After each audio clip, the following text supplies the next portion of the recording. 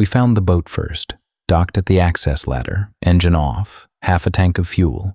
We found the camera second, face down in a lower corridor. The battery died during the night of September 15th. Food, phones, wallets, everything you take home with you. The 3 men who brought those things were gone. My name is Detective Sergeant Neil Ashworth. In September 2021, 3 men went missing from an offshore structure approximately 20 miles off the North Sea coast. The structure was not on any current maritime chart. No registered owner, no decommission record, no regulatory status of any kind. As far as any official system was concerned, it did not exist. The 3 men are Daniel Ashcroft, 28, Luke Garner, 27, Kieran Price, 29, childhood friends from Hull. No criminal records, no history of mental illness, no debts, no disputes, no reason for any of them to disappear. They found the platform through a forum post on an urban exploration site. The post has since been deleted. The account that posted it was created the same day and never used again. We've been unable to trace it. What follows is their footage. We are releasing it because in 3 years of investigation, we have found nothing that explains what happened to these men. If you recognize anything, the structure, the equipment, the markings, anything at all, the contact number is on your screen. The case remains open. The footage starts with water, gray water, flat. The North Sea on a calm September morning. I was holding the camera one-handed in the bow of a rented, rigid inflatable, the outboard loud behind us, cold spray off the hull every few seconds. Kieran was at the back by the engine, steering and talking. He hadn't stopped talking since we left the coast. 4 months he'd spent convincing us this was worth doing, and his voice had that sound, the sound of a person being proven right. Luke was at the front, sitting with his back to where we were heading, watching the water go past beneath him. He hadn't said much since we launched. That's Luke. He talks when he has something. Otherwise, he's just there. I turned the camera forward. The platform. Far away still, maybe 2 miles, but already the biggest thing on the horizon. Rust orange and gray against a white sky. The drilling derrick first, a metal tower rising from the center of the structure with nowhere left to go. Below that, the accommodation block, square and heavy, rows of dark windows. Below that, the legs, 4 thick steel columns going straight down into the water. On the side of the accommodation block, large painted letters, faded but still readable, Scarvin. That was what the forum post had called it. Kieran called out from behind me. "There she is, told you she was real." I didn't answer. The engine dropped and the spray stopped, and for a few seconds the only sound was the idle of the outboard and that shape ahead getting bigger in the frame. Up close, it stopped looking manageable. Up close, it was just metal and rust rising straight out of the sea. The platform groaned, a deep sound that came and went with the swell, and Kieran brought us around to the east side where the access ladder was bolted to one of the legs. Luke looked at it. "Bolts look fine. It'll hold." That's how he works. He's been sizing up structures since he was 15, pulling himself up derelict railway bridges with us, while Kieran and I were still deciding whether to climb. We tied off. Kieran went first, then me one-handed with the camera, then Luke. The climb was loud, boots on metal rungs, a hollow ringing that carried up through the entire structure and echoed off the steel decking above. Halfway up, I looked down. The boat was small and white on dark water, the tow line going taut and slack with the swell. We pulled ourselves up onto the lowest deck, pipes and valves and junction boxes around us, the wind constant and carrying salt and old diesel from whatever this platform used to pump. Nothing moving, no sound except the wind and the groaning of the structure below us. Kieran said, "Right, let's see what we've got." The first door into the superstructure was a heavy steel fire door, stiff from years of nobody touching it. Kieran put both hands on the lever. Not locked. It swung inward. Everything outside was 12 degrees and damp, and the air from inside was warm and close and thick. Old metal, rubber, something faintly sweet underneath that none of us could name. 3 decades sealed in the same steel box. I hit the camera light. Cream walls gone yellow, metal floor, footsteps suddenly sharp and echoey where outside they'd been swallowed by the wind. We followed the corridor. Every door we passed was shut. Halfway down, a workbench against the wall. A wrench laid across an open valve housing mid-turn, like someone had set it down to go do something and never came back. Thread tape still wound around the pipe joint next to it, the loose end curling over the edge of the bench. Next to the bench, a whiteboard bolted to the wall. A work roster, 28 names. Some shifts ticked off, the last column half filled, like someone got halfway through and stopped. Hard hats on pegs along the corridor. Kieran picked one up, turned it over, read the name, put it back. Luke counted them. 14 hats, 28 names. "Why would you leave your hard hat?" Kieran said.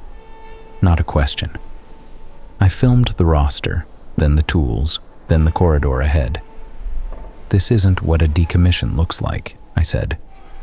"When they shut a platform down, they strip everything. This looks like they just stopped one day and walked off." Luke said, "Or ran." Nobody laughed.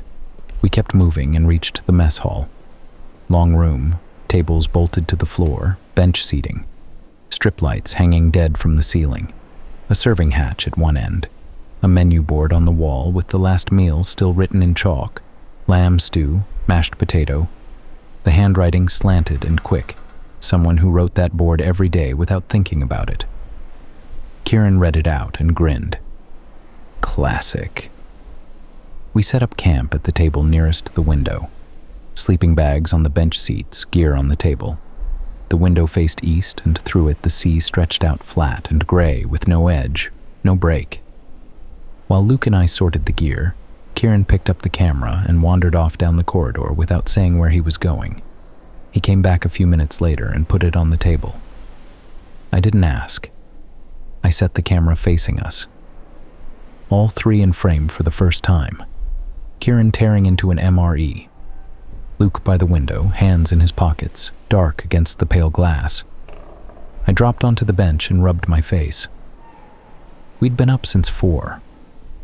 Kieran said, "We're here. This is day 1 on the Scarven." He held up the MRE like a toast. I said to camera, "Day 1, September 12th. It's not what I expected. It's like everyone just left in the middle of a Tuesday. The boat down there looks really small from up here." Nobody said anything. Somewhere below us, the platform groaned, a long, low sound that came up through the floor and into the bench. I reached forward and cut the camera. Later, darker outside, I held the camera at arm's length, pointed at my own face. Behind me, the mess hall was just shapes, and past that, the corridor where the light gave out after a few meters. Signing off from day 1 on the Scarven. Bit creepy. Lot of stuff left behind. We'll do a proper exploration tomorrow. Kieran's already planned the whole route. From somewhere near the window, Luke's voice, "Good night." Camera off. Kieran had a route planned before I'd even opened my eyes. He'd drawn it on the back of an MRE packet. Accommodation deck first, then operations, then lower levels. And he was lacing his boots and talking through it when I turned the camera on. Luke was eating. We started on the accommodation deck.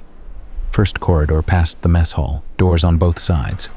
The same shut doors we'd walked past the day before without opening. Kieran opened the first one. Bunk room. 4 beds, 2 high, 2 low. Mattresses still on the frames, sheets still on the mattresses, thin cotton gone yellow. The pillow on the top bunk nearest the door still had a dent in it. Below the lower bunk, a pair of steel-toed work boots on the floor, laces tied, leather gone stiff and dark. Nobody had untied them. Whoever took those boots off was planning to put them back on. On the small shelf above the pillow, a photograph of a woman and a child in a garden somewhere, a stick of deodorant with no cap, a wristwatch with a metal band. The watch had stopped. The photograph was sharp and unfaded because no light had touched it in 32 years. Kieran filmed it from the doorway, then said the thing he'd say all day. "Why would you leave this?" Next room, clothes folded in a small cabinet, a paperback face down on a bed, spine cracked open at whatever page someone stopped reading. Halfway through, they didn't finish. A coffee mug on the floor by the lower bunk, dark ring dried inside. Next room, a half-written letter on the desk. The handwriting was neat at the top and got looser toward the bottom, the way writing gets when you're tired and still pushing through. It stopped mid-sentence, mid-thought, like the pen had just been set down for a moment. I didn't read the words, felt wrong, but I filmed it. Next room. A wallet in the open locker, driver's license still in the clear pocket, the face in the photo, young and serious, a packet of cigarettes on the shelf with 3 left. Nobody took anything. Kieran opened every door. He was counting. That's 8, that's 9. He kept filming and he kept saying it. Why would you leave this? But by the 6th or 7th room, his voice had changed. Quieter. Luke stopped going inside after the 4th room. He stood in the corridor and looked in from the doorway and then moved to the next one. I asked if he was all right. He said, "Yeah, just a lot of bedrooms." Rec room. Television bolted to a wall bracket, VHS player underneath, power light dead. A stack of tapes on the shelf, action films, comedies, the kind of thing you'd watch on a rig in 1988 when the shift was done. Dartboard on the wall with 3 darts still in it, 2 in the 20, 1 in the wire. A calendar pinned next to the dartboard showing October 1989. Nobody ever turned the page. Through a boot room where 30 pairs of work boots sat on a metal rack, some with names on the heels, some without. Through a laundry room where a yellow high-vis jacket still hung from a peg above a basin. Kieran had stopped talking. I'd known him since we were 11, and that didn't happen. He walked through the rooms and filmed and said nothing, and after a while I noticed he was pointing the camera at things I wasn't. Corners, ceilings, the space behind open doors. Operations room, main deck. Heavy door, not locked. Inside, a desk, 2 chairs, a radio unit with the handset still in its cradle, banks of dead dials on the wall, a shelf of binders, and the logbooks, 3 of them, thick, hardbound. Kieran pulled the first one down and opened it. Shift reports, handwritten, 1 entry per shift, the same format every time. Date, time, crew on duty, weather, operations status, anything to note. Page after page of men doing their jobs and writing it down because someone told them to. Second logbook, months of routine. A note about a faulty valve, a note about a supply delivery. A birthday, someone had drawn a small cake in the margin. Third logbook, the last one. Entries running through September 1989 into October, same format. 2 or 3 different people taking turns with the pen. Weather observations, maintenance notes, pump pressures. And then they stopped. October 11th, 1989. The last entry. 0600, wind northwest 15 knots, seas moderate, crew changeover completed, pump 3 back online after seal replacement, coffee machine in mess still not working, parts on next supply run. That was it. No sign-off, no final note, nothing that said the person writing knew they were about to leave and never come back. Just a broken coffee machine and parts that were never ordered. I read it out loud. Kieran stared at the page. Luke leaned against the doorframe with his arms crossed. "That's the last thing anyone wrote on this platform," I said. Luke said, "The coffee machine." The coffee machine. I kept the camera on the open logbook. The handwriting was steady. Whoever wrote that entry was not panicking and not afraid. They were finishing a night shift and expecting to do the same thing tomorrow. There was no tomorrow entry. We went down, lower accommodation deck, one level below where we'd been sleeping. Narrower corridors, lower ceiling, the walls painted green instead of cream, and the air thicker, damper. My camera light was the only light, and it didn't reach far. Kieran ahead of me, Luke behind. End of the corridor. A door. Steel, same as every other door on the platform, except this one had been welded shut. Not a patch job, not a quick tack. Thick beads of weld metal running along both sides of the frame and across the top, multiple passes, ground smooth in places. Someone had brought welding gear down here and spent hours making sure this door would never open again. The seams were clean and deliberate. Kieran put his hand on it, ran his fingers along the weld line. "What's behind this?" Luke said, "Don't know, don't need to." They welded it shut from the outside. Something was in there they didn't want out. Or they didn't want anyone in. They sealed it for a reason. Kieran looked at the door. I knew that look. Same one he had when he found the forum post, when he booked the boat, when he spent 4 months wearing us down. "Workshop's 2 levels up," he said. "I saw a grinder, cutting discs." "No." That was me. "We're not opening it. We don't know what's behind it, and we don't know why they sealed it, and we're not cutting into it." He didn't argue. He put both hands flat on the steel and just stood there. I filmed him doing it because something about it bothered me, and I didn't know what yet. I looked at Luke. Luke wasn't watching the door. He was watching Kieran. The look on his face wasn't one I recognized. He caught me looking, and it shifted, but not all the way. We went back up, window going dark. The platform made noise. It had the night before, but tonight I was hearing it differently. Groaning from below, wind through the derrick, rising and falling. Something metallic shifting on an upper deck, a door or a panel. All of it explainable. Kieran ate and stared at the table. Luke ate half his food, zipped up his sleeping bag, turned toward the wall. I asked if he was all right. He said, "Long day." I sat there after they were both down. Dark mess hall, camera light, nothing outside the window, no lights on the water, no moon, just black.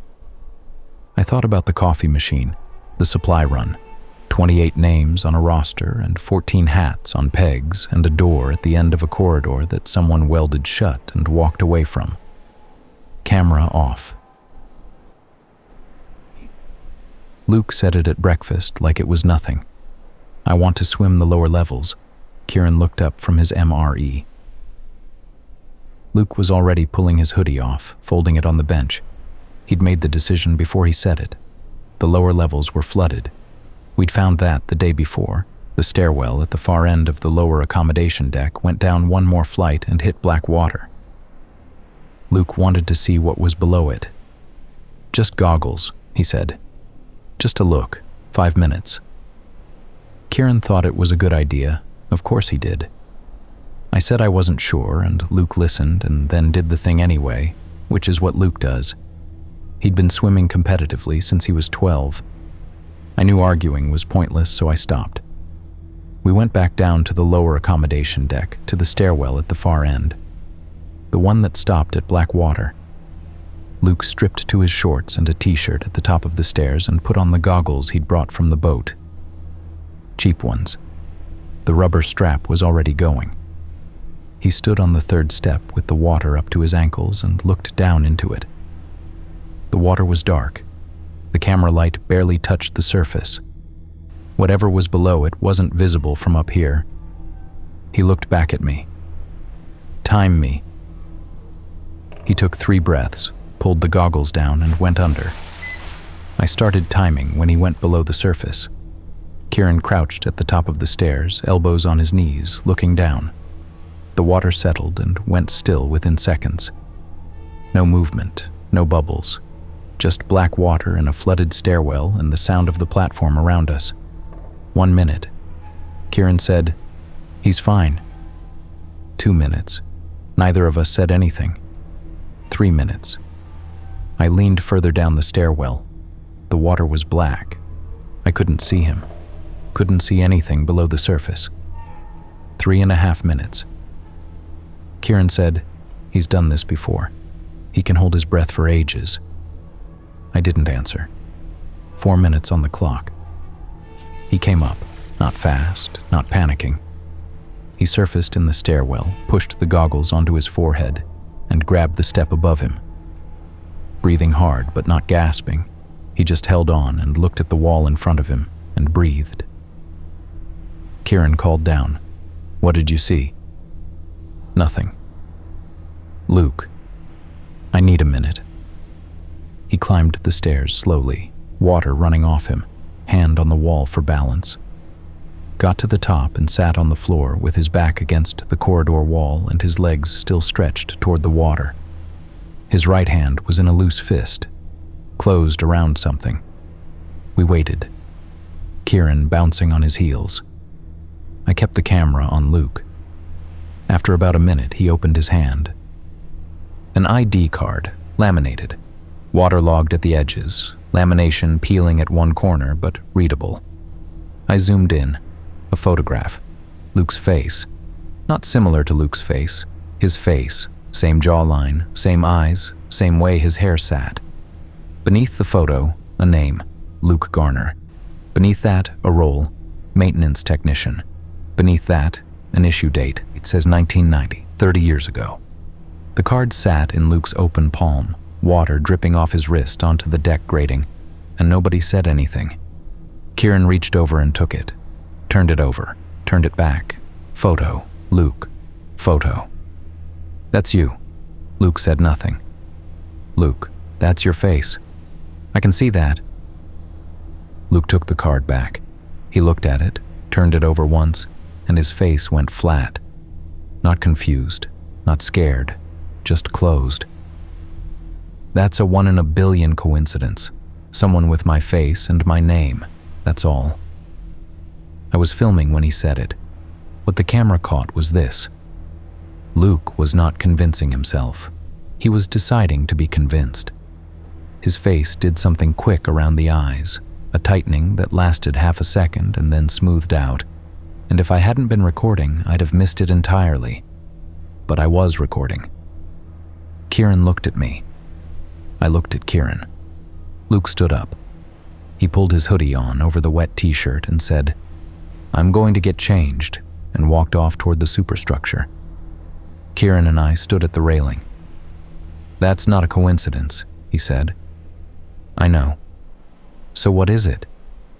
"I don't know." He looked at the door where Luke had gone, then down at the water. "What else is down there?" We didn't talk about the card again. Luke came back from getting changed, and he was Luke. Quiet, present, functional, but from further back than before. He answered when you spoke to him. He ate when we ate. He came with us to film the upper decks. But something had shifted. He was doing everything the same, and none of it was the same. Kieran noticed. I caught him watching Luke twice that afternoon. Both times he looked away when I turned the camera toward him. That night, Luke took the card out of his pocket and set it on the mess hall table next to the salt shaker. Didn't say a word about it, just put it there and went to sort his sleeping bag. Kieran looked at it. I looked at it. Luke went to sleep early. Kieran stayed up, not talking, food half eaten. Camera off around 10. I woke at 2 in the morning. No reason, no sound. Just awake, the mess hall dark. Luke breathing on the bench across from me, the platform groaning and shifting in the wind. I reached for the camera. Kieran's voice, quiet, from his sleeping bag. "You're awake." I turned to the camera. He was on his back, eyes open, staring at the ceiling. He hadn't been asleep. The card on the table. Luke breathing. The two of us looking at each other across the dark mess hall with nothing to say. Camera off. I found Kieran at the welded door at mid-morning, both hands on the frame, still. He heard me come down the corridor and didn't move until I said his name, and then he turned around like I'd caught him at something. Nothing on his face, just, "Hey." "Come on," I said. He came. Luke had been quiet since the dive, and today was worse. He ate. He answered when you spoke to him. He was there, but with that half-second gap now before his eyes came back. Like he was somewhere else and had to travel to get to you. The ID card was gone from the table. He'd pocketed it in the night. I didn't ask. We spent the morning on the upper decks. Kieran filmed valve clusters and equipment housings, and a winch on the crane deck seized solid with rust. He was efficient. Didn't say what he'd been thinking about down at that door, and I didn't ask about that either. Lunch in the mess hall, Luke at the window, the sea the same gray it always was. Kieran disappeared after we ate. I gave him 10 minutes. Then I went down. He was there again. Same spot. Both hands on the weld seam this time, fingers tracing the line of it, slow like he was reading something in the metal. "Kieran," he turned. "Don't you want to know?" he said. "No." He looked at me. "No," I said again. "I want to leave. Today. Pack up and go. The footage isn't enough yet. It's enough. One more night. We've come this far." He looked at the door, then back at me. "One more night and we'll have everything." I told him we'd ask Luke. Luke was where we'd left him, still at the window. I put it to him straight. "I want to go. Kieran wants one more night. What do you think?" Luke looked at me, then at Kieran. Nothing. Luke had an opinion about everything. Which pub, which route, whether the forecast was worth waiting out. He always had a view, and he always said it. If he went quiet when you asked him something directly, in 3 years I couldn't remember it happening once. We stayed. Late afternoon, I climbed to the helideck on my own, just to be somewhere open. The ladder was fixed to the outside of the accommodation block, and I came up onto the painted circle above everything. The sun had been behind cloud all day. Now it was below the cloud, right at the horizon, and for about 40 seconds it lit the whole platform gold. The rust went orange. The gray paint went warm. The sea to the west went gold all the way out. I kept the camera running. 40 seconds. The wind was the same, but the platform looked different. Almost like somewhere a person could be. Then the sun hit the water, and it was over. Everything went gray again. I kept that footage. Out of everything I shot on the Scarven, I kept that. We ate early, didn't talk much. The platform had been groaning all day. The usual sounds, legs under pressure, wind through the derrick. But after dark, something on the deck above the mess hall started moving. A heavy scrape, a knock. Not constant, every few minutes, but each time it came it was a little slower, a little heavier, weight shifting across steel. Kieran said, "Structure cooling, metal contracts when the temperature drops." Luke didn't say anything. The sound again, slow drag, then a knock against something solid, then silence. "Happens in old buildings," Kieran said. "The metal just moves." Luke looked at the ceiling, then at his food. He put his fork down and didn't pick it up again. Nobody said anything else. Kieran washed his tray at the hatch and did not look at the ceiling. We got into our sleeping bags. Kieran set the battery lantern on the table and left it on. Nobody told him not to. We lay there with the light going and the platform working above us, and Luke on his back with his eyes open, staring at nothing. I put the camera down and closed my eyes. The sound came again. Slow.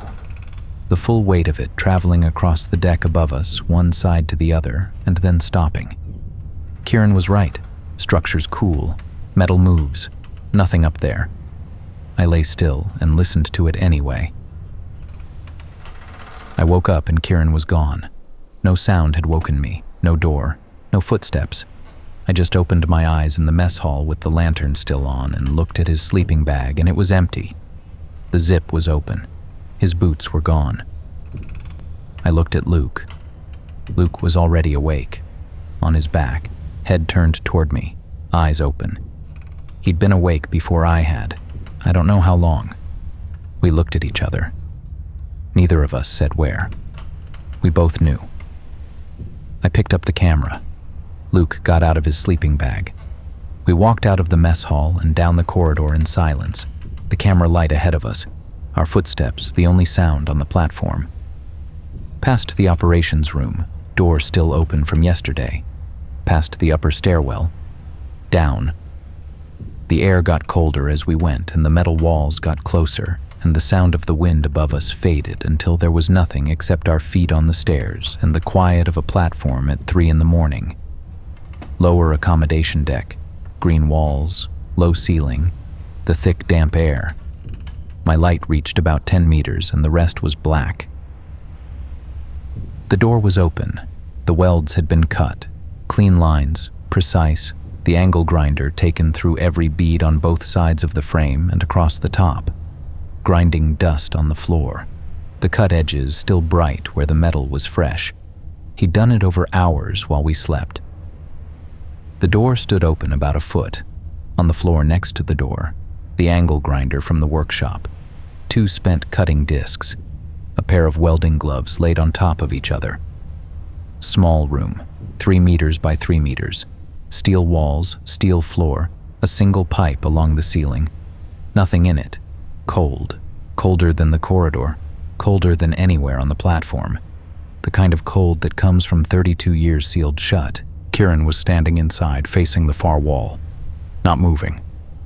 I stepped in, Luke behind me. The room barely fit the 3 of us. Kieran didn't turn around. I came up beside him. On the wall, at eye level, a Polaroid photograph pinned to the steel with a single thumbtack. The thumbtack was rusted. I raised the camera. The photograph showed a corridor. This corridor, green walls, the door we'd just walked through visible in the background. 3 figures standing at the entrance. Us, Kieran on the left, Luke in the middle, me on the right with a camera in my hand. This camera. The image was taken from inside the room looking out. The angle was roughly where I was standing now. The clothes were right. Luke's hoodie was zipped to the same height. I was holding the camera one-handed, left hand, the way I always held it because my right hand was the one I used for doors and railings. The camera strap was looped twice around my wrist. I do that. Nobody told me to do that. I just do it. Kieran's posture was right. The way Luke stood slightly behind him was right.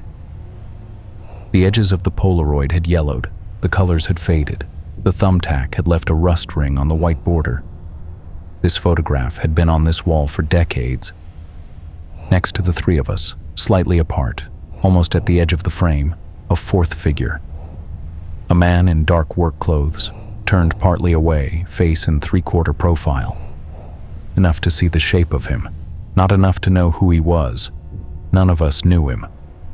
I held the camera on the photograph, pinned to a wall in a room that had been welded shut for 32 years, and I filmed it because I didn't know what else to do. Nobody said anything.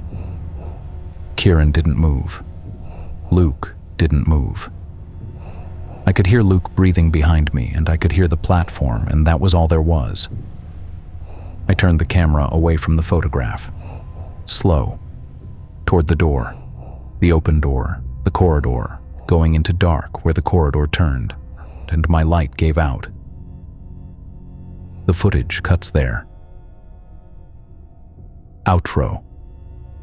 We never found them. The platform was located on the 3rd of October 2021, 3 weeks after the disappearance.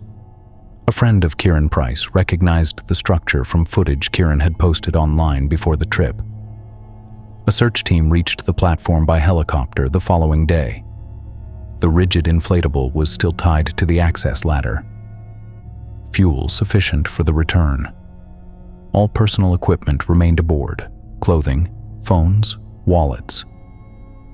The camera was on the floor of a lower corridor, outside a room that had been cut open with an angle grinder taken from the platform's own workshop.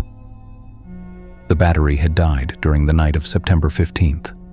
There is no footage after the final scene you have just watched. No sign of the three men was found on the platform. No sign of the three men has been found anywhere. The structure has been identified as a former exploration platform operated by North Sea Energy Solutions, a subsidiary of Grampian Petroleum.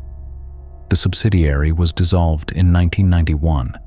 The platform was decommissioned in 1989 following an internal incident that was classified at company level and never made public.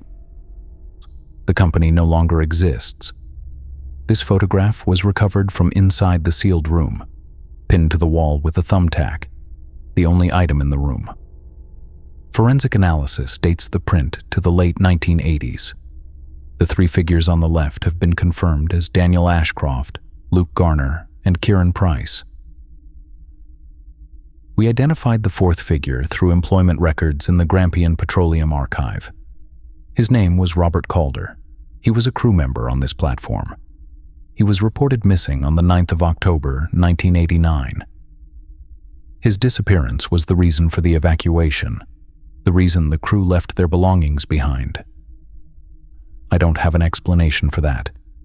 If you recognize anything in this footage, the platform, the equipment, the markings, anything at all, the contact number is on your screen.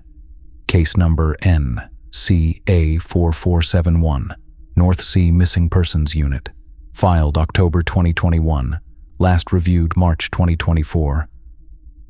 Still open.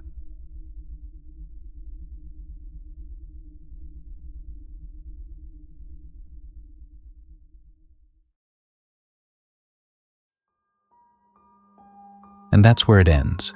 I'm Rex. Thanks for listening. Let me know your thoughts in the comments, subscribe, and hit the bell. Until next time. Good night.